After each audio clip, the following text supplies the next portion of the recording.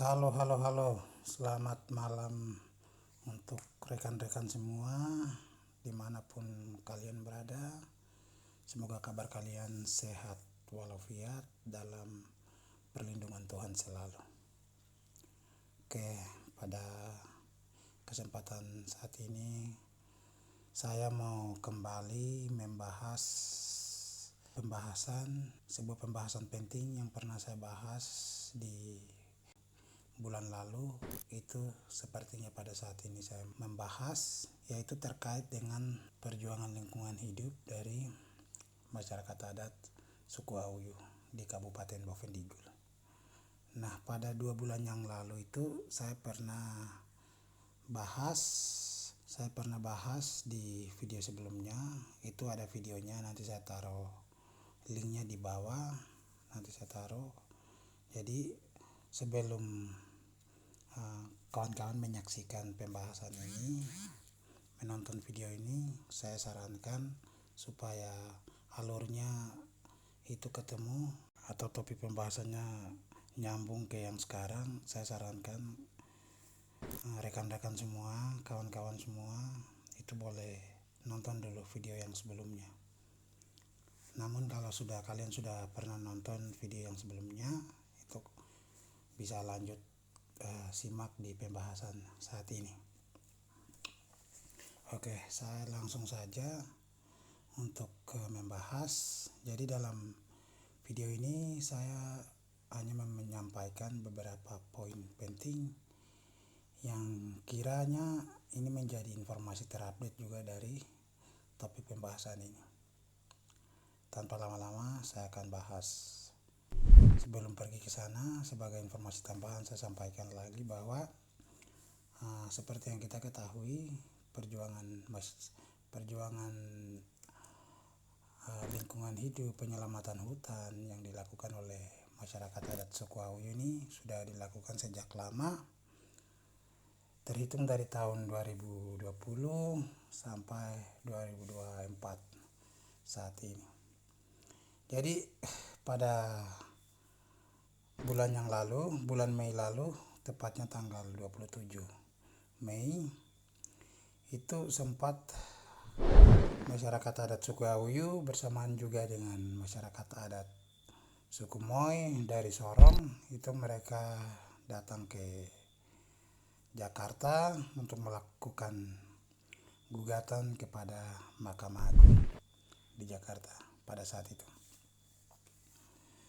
Jadi aksinya berlangsung di depan Mahkamah Agung dan tidak lama berselang, hanya terhitung hari, dan aksi itu diikutsertakan oleh banyak pihak sehingga isu ini menjadi viral di publik.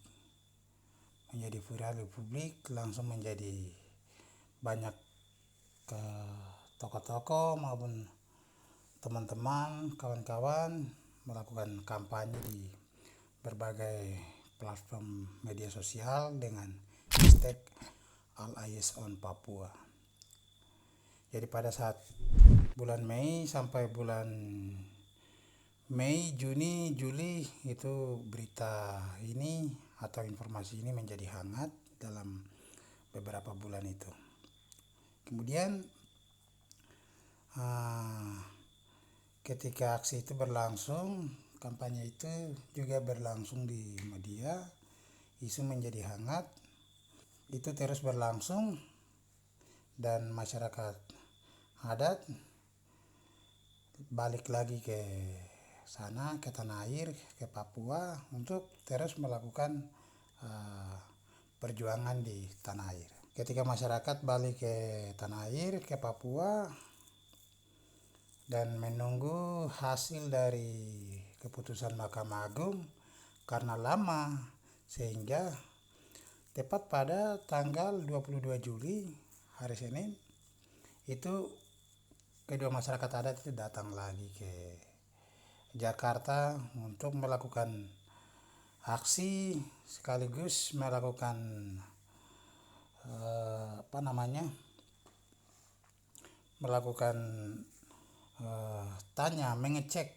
mengecek pada Mahkamah Agung dengan pernyataan bahwa kami setelah melakukan banding, kami tunggu dalam kurun waktu 1 bulan, tanggal 27 Mei sampai saat ini tanggal 22 Juli ini hasilnya belum keluar. Hasilnya belum keluar sehingga tepat pada tanggal 22 Juli ini kami datang lagi untuk menanyakan atau dalam tanda kutip menagih hasil keputusan dari Mahkamah Agung. Kami pengen tahu karena ini sangat mendesak. Kami ini ada di dalam situasi yang memang bahaya. Kami ada dalam situasi memang darurat. Tanah kami ini semakin digerogoti oleh pihak-pihak perusahaan. Jadi singkat cerita, informasi yang disampaikan, tuntutan yang disampaikan oleh perwakilan Bapak Hendri Kusworo kepada Mahkamah Agung tepat pada tanggal 22 Juli kemarin itu seperti itu. Setelah menagih janji atau menagih keputusan itu, masyarakat adat ini kemudian mereka balik lagi ke tanah air. Mereka balik lagi ke tanah air dan mereka melakukan atau melanjutkan perjuangan di sana di kampung. Mereka melanjutkan perjuangan sambil menunggu hasil keputusan dari Mahkamah Agung.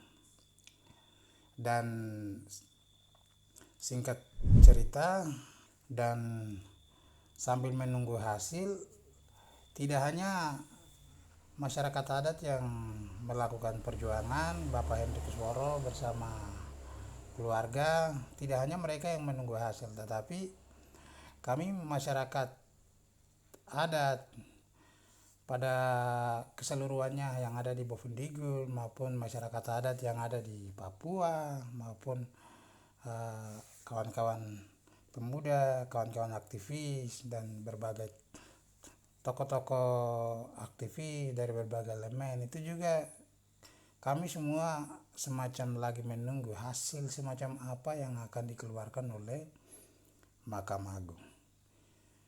Kami menunggu hasil itu dalam kurun waktu bulan Juli itu sampai kemarin tanggal 1 November baru saya melihat informasi di media Green Press Indonesia. Saya membaca di Green Press Indonesia bahwa ternyata hasil banding atau hasil gugatan dari masyarakat adat Sekuawiyu itu ditolak oleh Mahkamah Agung Republik Indonesia. Saya sendiri baru baca berita ini kemarin dan saya merasa tidak percaya. Saya merasa tidak percaya dengan berita itu sehingga saya coba searching lagi, saya coba cari-cari lagi, saya coba berusaha untuk bagaimana baca di sumber-sumber lain. Namun yang saya temukan ternyata itu benar. Jadi keputusan akhir sudah keluar tanggal 1 November kemarin dan itu hasil keputusan dari Mahkamah Agung bahwa hasil banding yang dilakukan oleh masyarakat adat ini memang ditolak. Sehingga saya sendiri secara pribadi mendengar berita ini semacam saya mendengar berita duka. Semacam saya mendengar berita duka, harapan yang sudah saya sendiri taruh ada kemungkinan masyarakat adat dan berbagai elemen masyarakat termasuk teman-teman pemuda aktivis yang turut menyuarakan tentang isu lingkungan, ada kemungkinan bahwa mereka juga pasti kecewa dengan hasil akhir yang diputuskan oleh Mahkamah Agung. Nah, saya sendiri itu sama, saya merasa kecewa, saya merasa sedih dengan hasil ini. Saya menganggap bahwa ini adalah berita duka, berita buruk yang saya terima sehingga saya merasa tidak puas dengan informasi ini.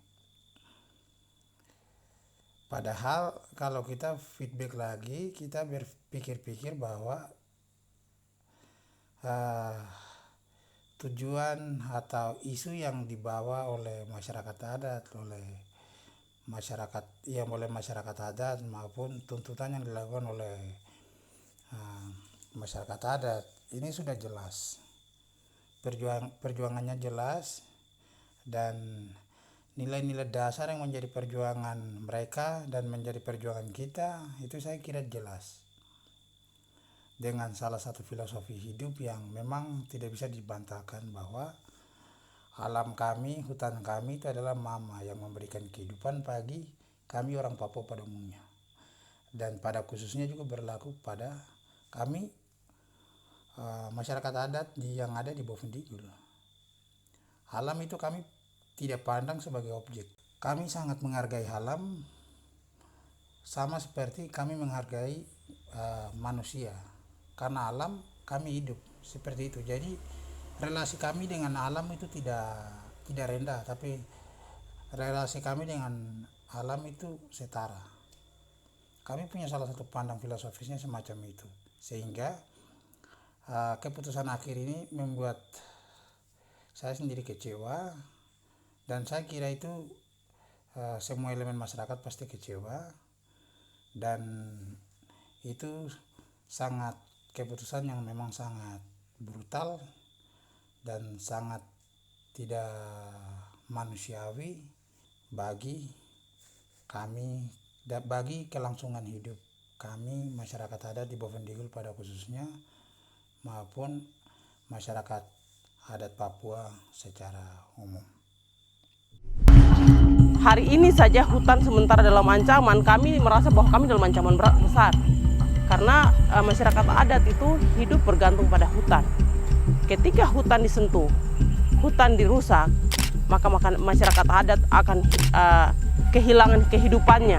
Itu sama dengan masyarakat adat akan mati secara perlahan-lahan.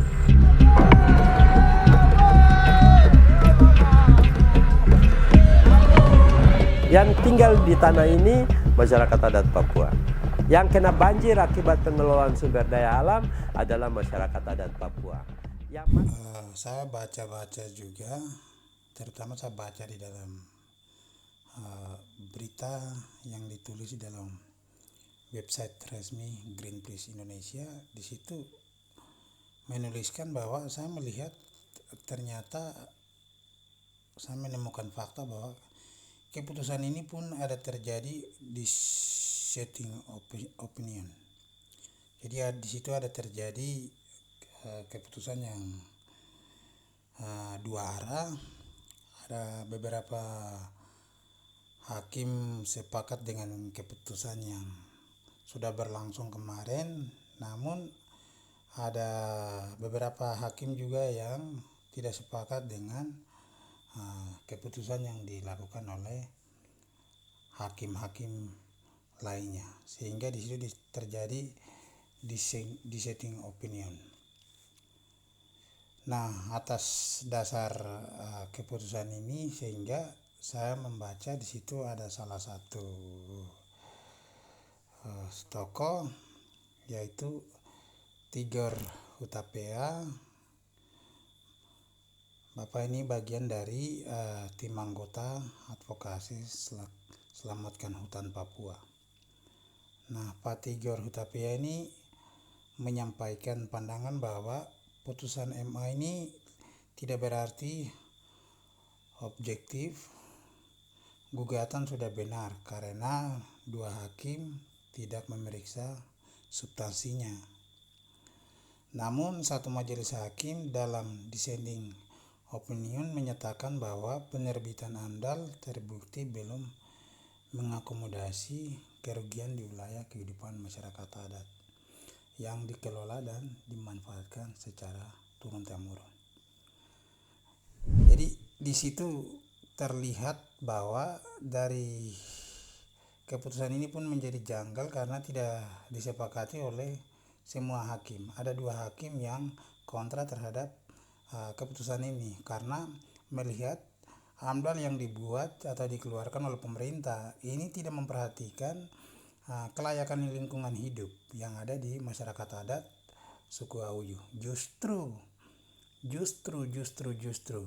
tindakan yang dilakukan oleh pemerintah ini termacam terjadi pembiaran, justru menciptakan kehancuran bagi masyarakat adat suku Awyu pada khususnya. Sehingga dengan fakta ini terbantahkan dengan kajian AMDAL yang dibuat oleh pemerintah itu sendiri, bahkan oleh undang-undang lingkungan hidup yang ada, yaitu Undang-Undang Nomor 32 Tahun 2009 tentang perlindungan dan pengelolaan lingkungan hidup. Jadi ini sama sekali bertentangan apa yang ada dalam kajian undang-undang dengan fakta yang ada di lapangan. Ini sudah terlalu beda jauh. Maka di sini keputusan ini pun menjadi janggal menurut saya. Ini perlu harus dibicarakan ulang dan harus perlu dijawab tuntutan dari masyarakat. Dan saya secara pribadi kalau boleh bicara bahwa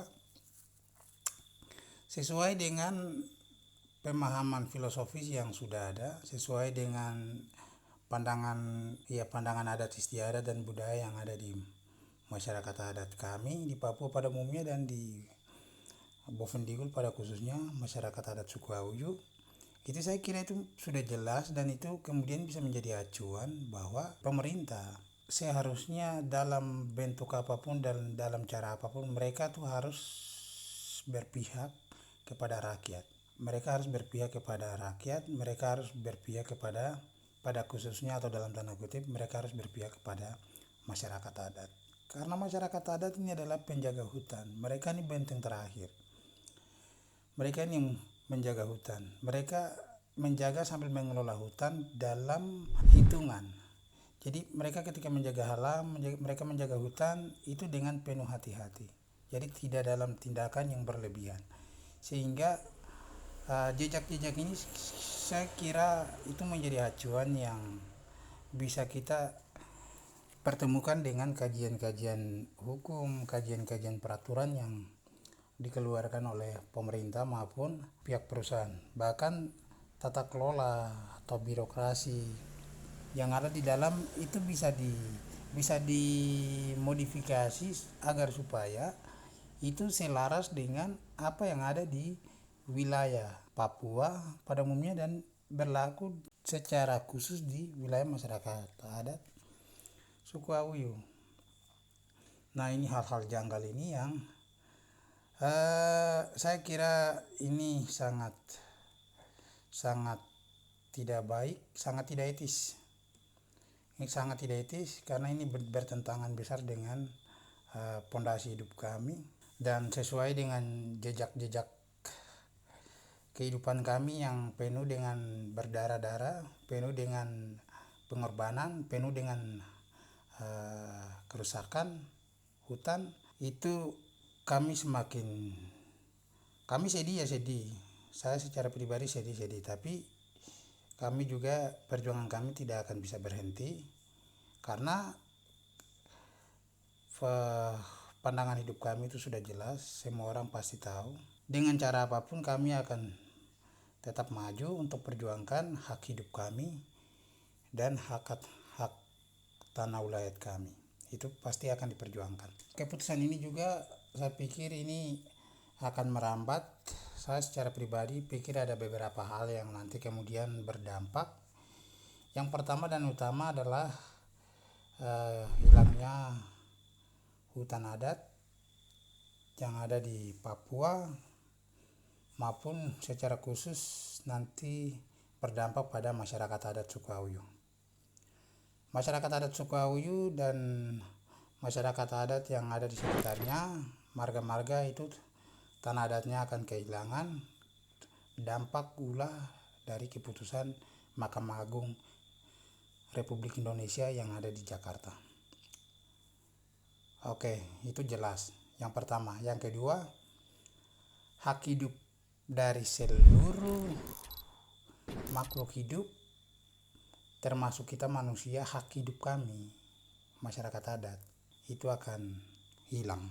Kita masyarakat adat masyarakat lokal di sana hak hidupnya akan hilang, tidak hanya di kami tetapi akan merambat juga pada seluruh tatanan kehidupan makhluk hidup yang ada akan hilang, hak hidupnya dirampas dan dirusak oleh pihak-pihak yang punya kepentingan di sana. Itu dampak yang akan terjadi yang kedua.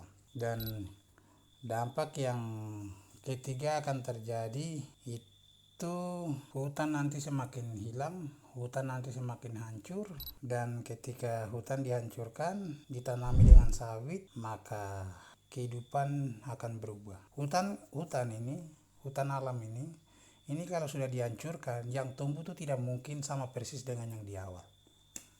Itu yang pertama, persoalan yang pertama. Yang kedua, tanah kita itu kalau sudah ditanami dengan ditanami kelapa sawit, itu setelah ditanami kita mau tanam tanaman yang lain lagi, tanaman lokal, itu pasti tidak bisa tumbuh karena tanaman sawit itu tanaman yang paling hisap saat itu paling banyak saat tanah itu dia hisapnya paling banyak, air itu pun dia hisapnya paling banyak, sehingga itu akan membuat tanah itu menjadi tandus. Dan ketika masyarakat adat mau membuka lahan lagi, mau tanami tanaman yang lokal, itu saya sudah berpikir bahwa itu pasti tidak mungkin tanaman tumbuh dengan subur.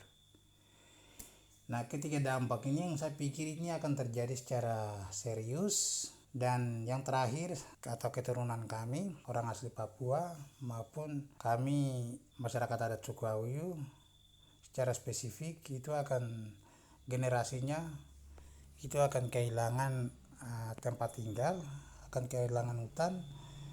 Dan ketika kalau sudah kehilangan hutan, maka itu tidak ada lagi kehidupan.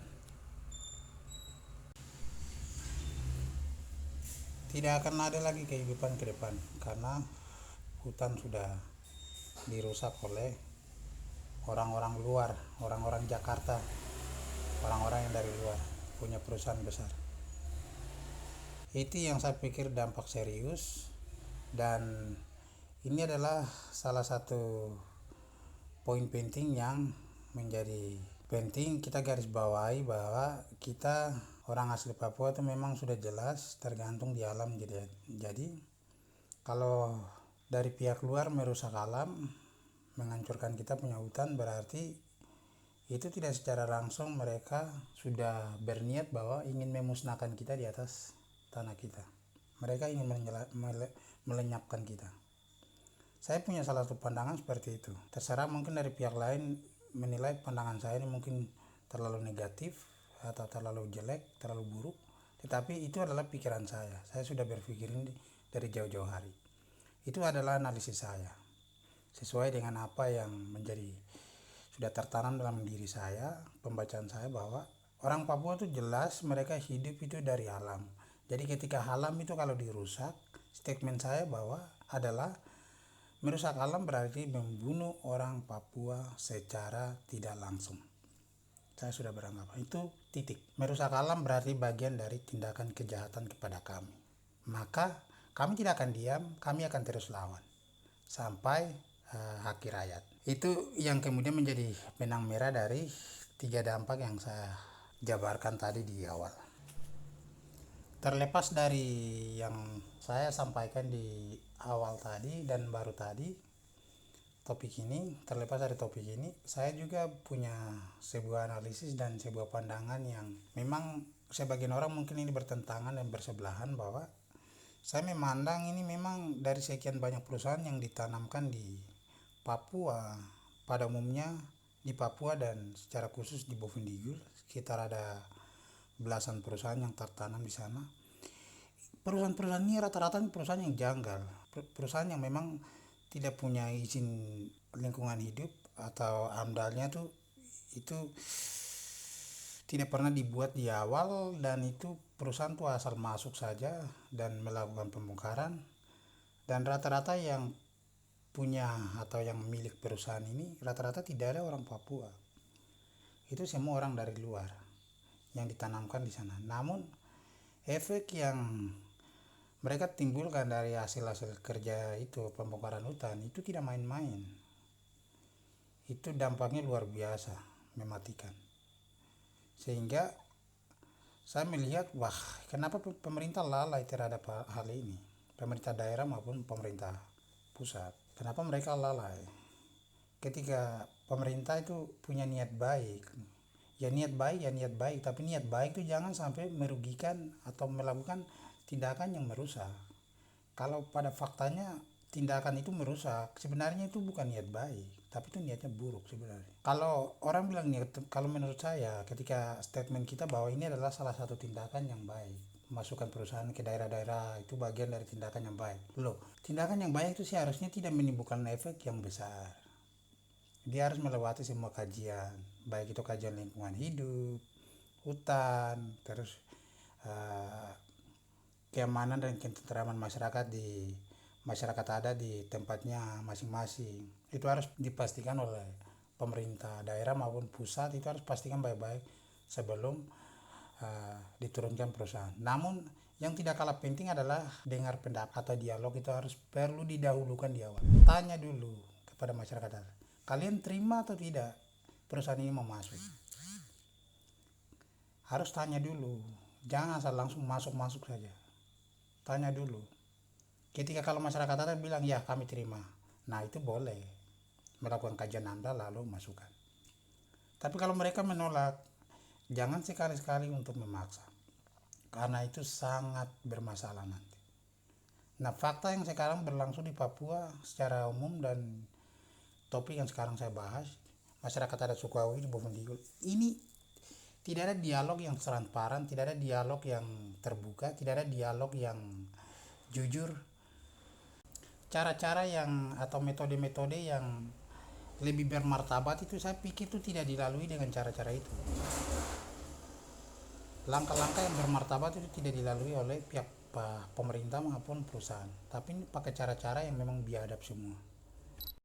Dusun saya terancam oleh investasi dengan cara-cara paksa, cara-cara yang tidak manusiawi,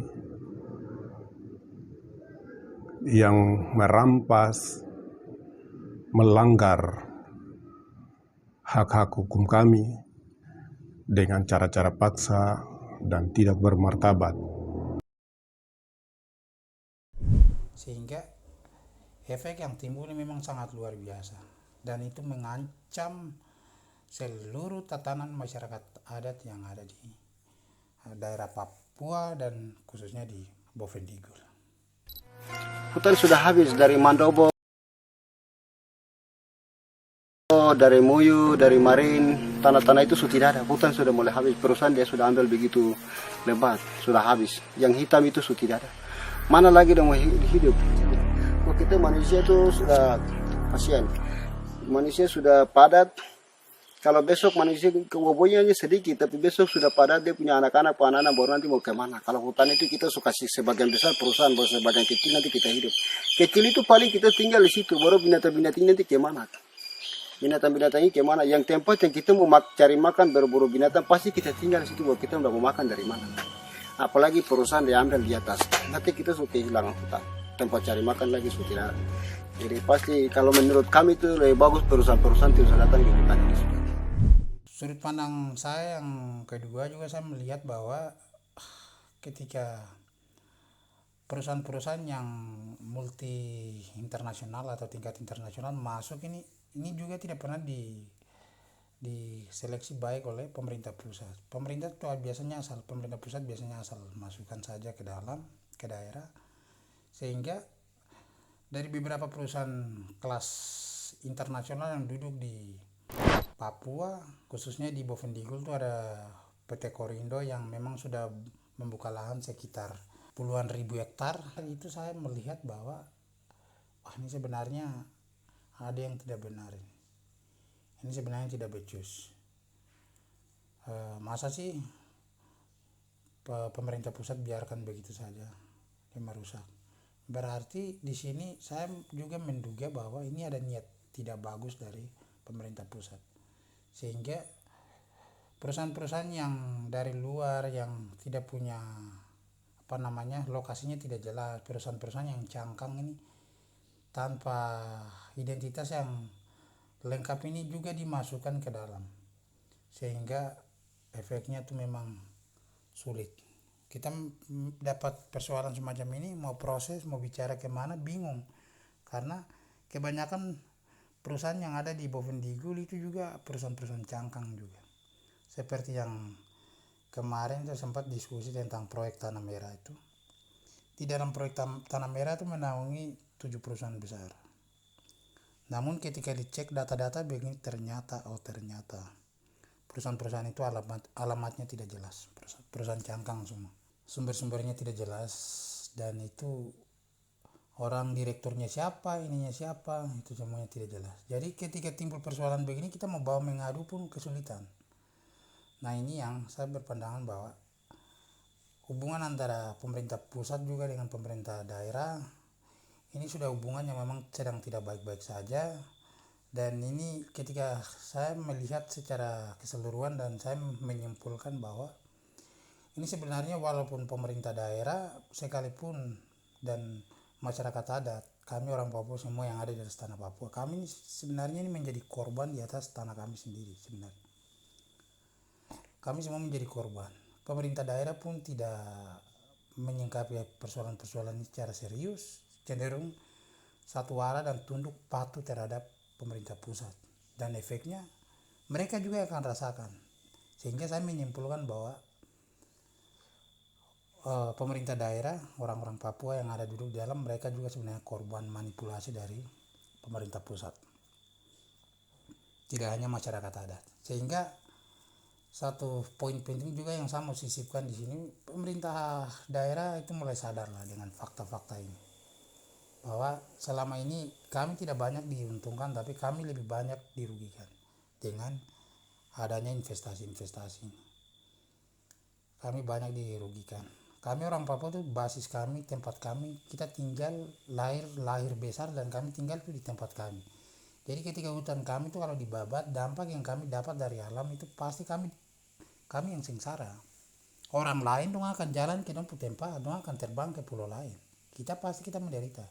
Maka setingkat gubernur sampai tingkat paling bawah, kepala desa itu jangan goblok-goblok untuk memberikan perizinan kepada pihak-pihak lain yang ada di luar.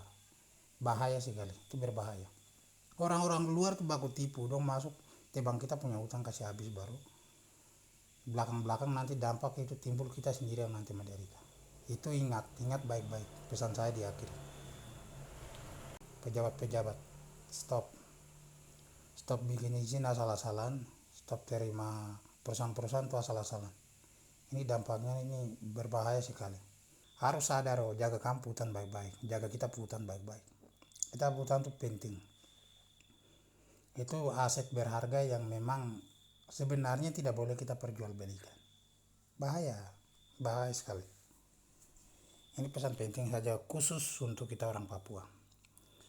Dan ketika orang lain ambil kita punya aset berharga ini, maka itu kita akan mati di atas kita petanah. Itu pesan saya di akhir. Jadi keputusan yang dikeluarkan oleh Mahkamah Agung ini, saya secara pribadi mendeklarasikan bahwa saya tolak itu keputusan dari Mahkamah Agung. Ke mahkamah siapa itu? Orang-orang yang hanya mementingkan mereka punya kepentingan sendiri itu. Tidak pikir tentang nasib hidup masyarakat adat, tidak pikir tentang nasib hidup makhluk hidup yang lain. Orang-orang yang cuma kejar-kejar uang saja. Saya tolak dengan hasil-hasil semacam itu. Tolak. Memang salah satu pandangan saya berpikir bahwa memang pemerintah ini memang dari Jakarta memang punya pandangan, memang sudah begitu ke kita. Mereka hanya segala jalur yang kita lakukan melalui jalan hukum itu pasti kita kalah, karena produk undang-undang punya negara. Mereka yang buat. Produk ini punya negara Indonesia. Selagi pemerintah Indonesia ini punya kepentingan ada di Papua, maka kita akan kalah dalam mereka punya produk hukum. Itu jelas. Saya kira semua orang Papua harus sepakat ini. Itu poin pertama. Dan yang kedua, semua kebijakan itu dia akan bikin dan akan bermuara pada kepentingan dia sendiri. Dia akan membiarkan atau mentelantarkan kita. Dia akan buat kita miskin dan marginalisasi di atas tanah kita sendiri. Itu poin yang kedua. Dan yang ketiga, ketika kita mau bersuara atau mendesak kepada pemerintah Indonesia untuk buat undang-undang masyarakat adat untuk menyelesaikan persoalan lingkungan di Indonesia pada umumnya dan khususnya di Papua. Saya kira itu agak sulit karena pemerintah punya pandangan, memang kita sudah tahu lah begitu.